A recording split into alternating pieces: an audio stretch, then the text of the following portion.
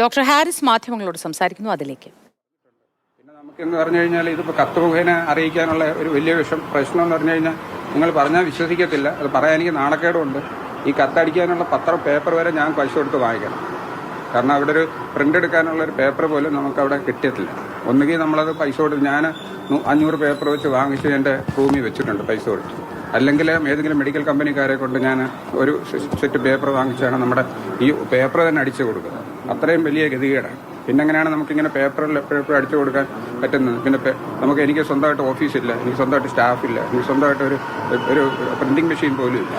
അത് പിന്നെ നമ്മൾ പലരുടെയും കൈയും കാലം പിടിച്ചിട്ടാണ് ഇത് എഴുതിയൊക്കെ കൊടുക്കാൻ. അതിനൊന്നും എനിക്ക് ടൈം കിട്ടത്തില്ല. മാത്രമല്ല നമ്മൾ ഒരു പ്രാവശ്യം ഒരു ഡിപ്പാർട്ട്മെന്റ് മീറ്റിംഗ് കൂടി വളരെ സീരിയസ് ആയിട്ട് ഒരു അത്യാവശ്യമുള്ള ഒരു കാര്യം അതിന്റെ ആ ഒരു ആവശ്യകത മനസ്സിലാക്കി നമ്മൾ എഴുതി കൊടുക്കുമ്പോൾ അത് പേഷ്യന്റ് കെയറിനുള്ള സാധനമാണ്. അല്ല നമ്മുടെ അവിടെ എന്തെങ്കിലും ടൈല് മാറ്റിയിടാനോ അല്ലെങ്കിൽ ബാത്റൂം കെട്ടാനോ ഉള്ളതൊന്നുമല്ല. ഒരു പേഷ്യന്റിന്റെ ജീവൻ രക്ഷിക്കാനുള്ള ജീവൻ രക്ഷാ മാർഗങ്ങളാണ്. ജീവൻ രക്ഷിക്കാനുള്ള ജീവിതത്തിലേക്ക് അവർ തിരിച്ചു കൊണ്ടുവരാനുള്ള ഒരു ഉപകരണമാണ്.